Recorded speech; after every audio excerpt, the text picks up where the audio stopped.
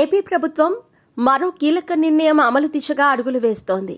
ఎన్నికల సమయంలో తాము అధికారంలోకి వస్తే ల్యాండ్ టైటిలింగ్ యాక్టును రద్దు చేస్తామని కూటమి ప్రకటించింది. అందుకు అనుగుణంగా నూతనంగా ఆయా పాస్ పుస్తకాలను రద్దు చేసి వాటి స్థానంలో రాష్ట్ర ప్రభుత్వ అధికార ముద్రతో ఉన్న వాటిని పంపిణీ చేస్తామని ప్రకటించింది. ఇప్పుడు వాటిని పంపిణీ చేసేందుకు ప్రభుత్వం సమాయత్తమవుతోంది.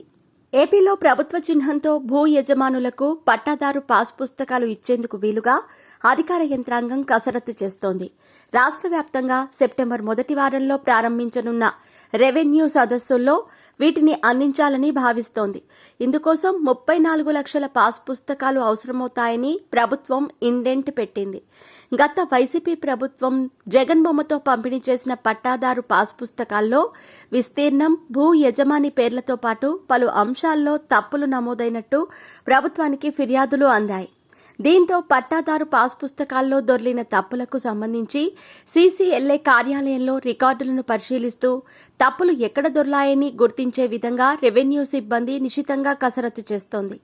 ఇప్పటివరకు సేకరించిన ప్రాథమిక సమాచారం మేరకు ముఖ్యంగా అసైన్డ్ దేవాదాయ భూములు, భూ ఆక్రమణలు, రికార్డుల ట్యాంపరింగ్, వెబ్లాండ్లో భూ యజమానుల పేర్ల మార్పు వంటి అంశాలకు సంబంధించిన అర్జీలు ప్రజల నుంచి భారీగా రావచ్చని ప్రభుత్వం భావిస్తోంది.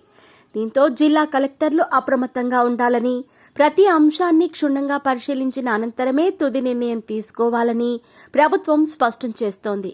రెవెన్యూ సిబ్బంది తప్పులను గుర్తించి వాటిని సరిదిద్ది కొత్త పాస్ పుస్తకాలను మంజూరు చేయకపోతే భవిష్యత్తులో భూ సమస్య ఇంకా తీవ్రమవుతుంది. వెబ్లాండ్లో భూ యజమానుల పేర్లు తప్పుగా నమోదు చేయటం, విస్తీర్ణంలో తేడాలు పరిష్కరించలేదనే అభిప్రాయం వ్యక్తమవుతోంది.